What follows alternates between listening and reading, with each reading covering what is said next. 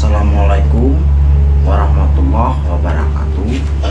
Hari ini kita berjumpa dalam pelajaran IPS yang sebelumnya tertunda karena beberapa alasan. Selanjutnya kita akan membahas tentang apa itu benua yang kita telah bahas kemarin, bagaimana keadaannya. Kita akan bahas kondisi alam negara-negara dunia.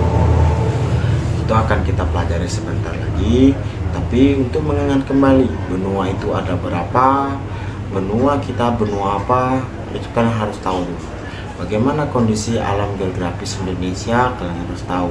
Bagaimana kondisi alam Jepang, itu kalian bisa baca di bukunya sendiri.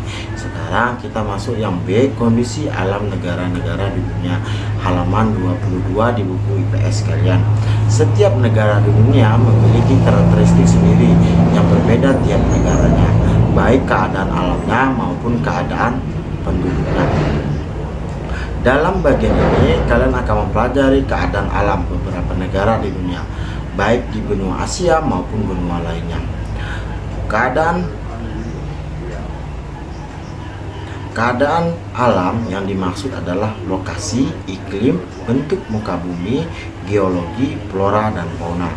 Oke, kita sudah tahu lokasi itu adalah tempat, iklim itu adalah cuaca. Geologi itu bagaimana? Ada yang tahu apa itu geologi? Kalau tidak ada yang tahu geologi itu apa, geologi itu adalah permukaan dari bumi sendiri. Pernah dengar tidak pelajaran geografi permukaan bumi? Kalau geologi adalah permukaan dari bawah, dari atas permukaan bumi sampai ke dalam-dalamnya, itu namanya geologi. Yang selanjutnya adalah flora dan fauna. Flora itu adalah tumbuhan, sedangkan fauna adalah hewan. Oke, yang pertama di buku kalian halaman 22 yang kita bahas adalah dari benua Asia sendiri yang pernah menjajah Indonesia, namanya negara Jepang. Mungkin yang suka main HP atau HP Sony atau suka nonton anime Jepang, ini adalah negara yang kita bahas. Sebelum kita bahas apa karakteristik dari Jepang, pertama yaitu dia ada saljunya, ada bunga sakura. Betul sekali. Kenapa kita tidak ada salju? Karena iklim kita cuma dua, yaitu iklim tropis. Iklim tropis itu apa? Kalau udah hujan panas. Sedangkan orang itu dia punya 4 musim, yaitu musim semi, musim hujan, musim salju, musim apa lagi?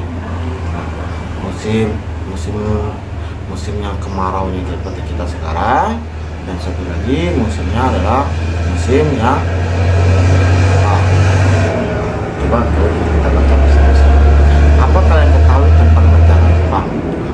Kan ibu kalian. Negara ini merupakan salah satu negara industri yang produknya merambah ke berbagai belahan dunia. Honda kita pakai, Honda itu rata-rata dari Jepang. Yang punya mobil dari Jepang. Setiap hari kita pasti melihat kendaraan bermotor produksi Jepang lalu lalang di jalan-jalan. Kita sampai ke pelosok negeri. Di manakah negara Jepang itu berada? Perhatikanlah peta negara Jepang.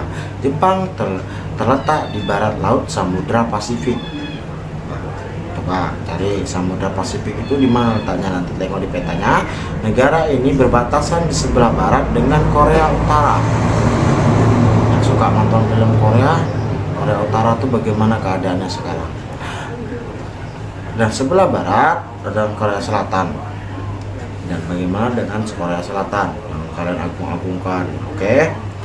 Dan Rusia di sebelah utara berbatasan dengan Laut Okhotsk, di sebelah timur dengan Samudra Pasifik. Di sebelah selatan berbatasan dengan Laut Cina Timur dan Laut Filipina. Secara astronomis Jepang berada di 30 derajat lintang utara, LU bacanya lintang utara, sampai 4, kalau strict itu sampai 47 derajat 16 kecil di atas dibaca derajat lintang utara, dan 128 derajat bintang timur, yang 140 bintang timur. Selanjutnya coba kalian lihat di halaman selanjutnya 23, itu adalah peta dari negara Jepang. Kalau kalian suka nonton anime Jepang, pagi minggu, Doraemon, sering sekali dinampakkan itu adalah bagaimana kondisi Jepang itu. Iklim, karena bentuk wilayah Jepang membujur dari utara selatan, kondisi Jepang bervariasi sesuai dengan lintangnya. Dilihat dari suhunya, pada musim dingin suhu udara di Jepang antara minus 7 derajat Celcius sampai dengan 7 derajat Celcius. Oke, pembayangannya seperti ini. Di Indonesia rata-rata 25 sampai 33 derajat Celcius. Kalau 25 itu udah terasa dingin. Pak, bagaimana di Sumbar? Ada yang tembus sampai 20. Itu saja sudah pakai jaket, apalagi yang sampai minus 7 derajat. Kalau kita belajar matematika, minus itu di atas dari positif lagi kan.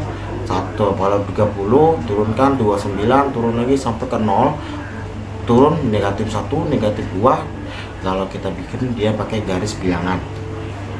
Pada musim panas, suhu antara 21 derajat Celcius sampai 27 derajat Celcius. Oke.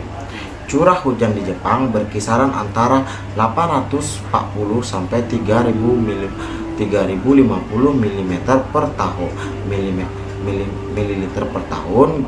Ganti yang dicoret dengan Jepang memiliki iklim sedang dengan musim, yaitu musim semi, panas, gugur, dan dingin atau musim saljunya kita tadi. Musim semi dimulai sekitar bulan Maret dan ditandai dengan munculnya kuncup bunga plum. Setelah bunga plum berakhir, kemudian muncul kuncup bunga sakura. Maka kalau kalian mau musim yang pertama yaitu musim semi, kalau kita melihat musim semi itu di bulan Maret awalnya. Musim panas di Jepang dimulai sekitar bulan Juni. Berarti sekarang nih kalau kita bulan Juli dan Agustus sudah di akhir musim panas. Di sekitaran bulan Juni, suhu pada musim panas biasanya mencapai 35 derajat Celcius, makanya sangat panas sekali. Dengan kelembapan hingga 90%. Pak, apa itu kelembapan? Pernah tidak merasa bahwa hari itu tidak panas, cuman rasanya sesak atau gerah? Itu kelembapan berpengaruh. Semakin lembab ya, semakin gerah kalian. Kalau di sini 90% kelembapannya, maka dia kental kali. Maka orang di sana perlu nanya, maka pakai jaket biar kalau musim dingin, kalau hangat dia pakai itu. Dia lebih banyak buku apa ya? Banyak baju-bajunya ketimbang kita yang hanya punya 2 musim. Kalau ada jas hujan, nah dipasangin itu aja. Musim panas Jepang dimulai sekitar bulan Juni mencapai 3 bulan. Pada bulan tersebut ditandai dengan pohon-pohon hijau dan suara serangga yang ribut. Sekolah di Jepang libur selama 1 bulan atau libur musim panas, dan biasanya penduduk Jepang pergi ke pantai. Jadi pada saat ini biasanya Jepang pergi ke pantai, namun dikarenakan COVID-19 sama seperti kita, jadi tidak ada liburan lagi orang di sana. Walaupun liburan dibatasi dengan protokol kesehatan, kita pun harusnya kemarin kan liburan di akhir semester, rupanya karena kita cuma di rumah saja. Hari yang panas dan lembab pada musim panas berakhir di musim gugur. Setelah musim panas, musim gugur. Sesuai dengan namanya, musim gugur di Jepang ditandai dengan mulai atau rontoknya daun-daun di pohon. Jadi kalau kita di Indonesia yang suka menyapu pohon-pohon di bawahnya itu yang rontok, itu lebih parah di Jepang, sampai tinggal batang kayunya saja. Musim gugur di Jepang ditandai dengan mulai gugurnya pohon. Peristiwa tersebut berawal sekitar bulan September, bulan depan nih. Awal bulan depan musim gugur ini. Sejauh mata memandang, daun-daun tampak berwarna merah, warnanya dan kuning. Banyak binatang yang mengumpulkan makanan di timbun sebagai persediaan menghadapi musim dingin. Bagi hewan, musim dingin akan segera tiba kalau sudah mau musim gugur. Musim dingin ditandai dengan turunnya butiran salju, diawali sekitar bulan Desember. Makanya kalau kita lihat, kalau orang Nasrani atau Kristen itu kan dia pas Natalnya 24 Desember, pas lagi musim salju. Nah, Jadi orang itu banyak main boneka salju kalau kalian pernah nonton film-filmnya. Bentuk muka bumi. Jepang memiliki wilayah dataran yang kecil, yaitu sekitar 30% dari luas wilayahnya, hampir seperti Indonesia yang negaranya kepulauan. Sebagian besar atau 70-80% wilayahnya terdiri atas pegunungan. Wilayah dataran terletak di sepanjang pantai. Dataran tersebut dapat dijumpai di daratan Kanto, wilayahnya Tokyo, Kinai Pelam, Osaka, Kyoto, Nobi, Ichigo, Sendai. Selain itu ada pula dataran yang relatif kecil, luasnya yaitu Hokkaido dan menjadi pusat aktivitas penduduk. Geologinya bagaimana, Pak? Jepang terletak di tepi bagian barat dan Samudra Pasifik. Kita akan lihat datarannya bagaimana. Samudra Pasifik daerah ini merupakan bagian dari cincin api, Ring of Fire katanya. Cincin api itu apa, Pak? Daerah yang dikelilingi oleh gunung-gunung berapi, sama kayak Indonesia, namanya Ring of Fire, yang terdiri atas banyak gunung api. Setidaknya terdapat 190 gunung api tersebar di negara ini. Salah satu diantaranya merupakan yang tertinggi di Jepang, yaitu Gunung Fuji. Gunung Fuji adalah gunung yang terkenal di Jepang. Karena banyaknya gunung api, maka sekitar 25% wilayah negara Jepang tertutup oleh lapisan abu vulkanik. Apabila kalian tengok kalau ada abu vulkanik itu di Medan kemarin, tentang ada keluarnya menyemburnya udus gembel kata orang namanya, itu menutupi, itu seperti itulah. Hampir 25% tertutup Jepang oleh abu vulkanik ini. Selain memiliki banyak gunung api, Jepang juga dikenal sebagai negara yang sering mengalami bencana gempa bumi. Mengapa demikian? Karena Jepang terletak pada daerah perbatasan antara lempeng benua Asia dan lempeng Samudra Pasifik. Lempeng benua Asia terangkat karena berat jenisnya lebih ringan, sehingga membentuk kumpulan Jepang. Pertemuan atau tumbuhan Jepang disebut juga menimbulkan gejala gempa dan gunung api. Zona tersebut mirip dengan Indonesia yang juga berada pada perbatasan zona tumbukan lempeng benua Asia dengan lempeng Samudra Hindia dan Samudra Pasifik. Jadi Jepang hampir sama seperti kita.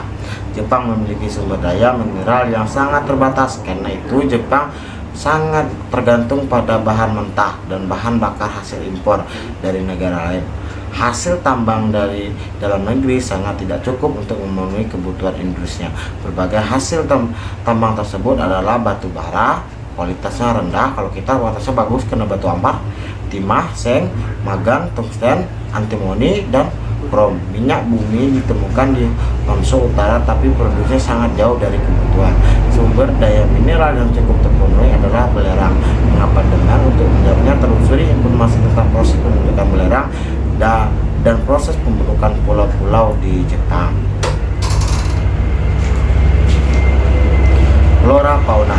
Kalian mungkin mengira pegunungan lahan di Jepang didominasi oleh daerah perkotaan dengan banyak permukiman dan industri. Perkiraan tersebut dapat dipahami mengingat Jepang merupakan sebuah negara atau industri. Ternyata perkiraan tersebut salah, karena 67% wilayah Jepang justru masih merupakan hutan. Berapa jenis tumbuhan yang dapat dijumpai di antaranya adalah pohon bambu, maple, birch, dan poplar. Hewan di Jepang telah banyak berkurang. Dulu di negara ini ditemukan babi hutan, monyet, serigala, dan rusa, namun kini jumlahnya terus berkurang. Jadi langsung kita masuk ke Indonesia. Jepang memiliki pendudukan sebesar 129 juta jiwa. Walaupun jumlah penduduknya besar, tapi kecenderungan terus mengalami penurunan. Angka kelahiran Jepang relatif rendah, sehingga terjadi penurunan penduduk. Pertumbuhan Jepang negatif 0,1%. Berarti setiap tahun terjadi penurunan jumlah sekitar 0,1. Sementara itu jumlah penduduk lanjut usia semakin besar jumlahnya karena keadaan kesehatan yang lebih baik. Sebagian besar penduduk Jepang bekerja di luar sektor pertanian, perkebunan, industri. Yang pusat membuat sebagian besar penduduknya bekerja di sektor industri. Penduduk Jepang terdiri atas beberapa etnik, tetapi yang dominan adalah etnik Jepang yang mencapai 98%.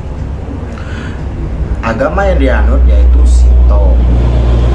Buddha, Kristen, dan lainnya. Presentasi totalnya mencapai lebih dari 100% karena banyak penduduk Jepang yang menganut agama Shinto dan juga Buddha. Pada tahun 2013, usia harapan penduduk Jepang mencapai 86 tahun.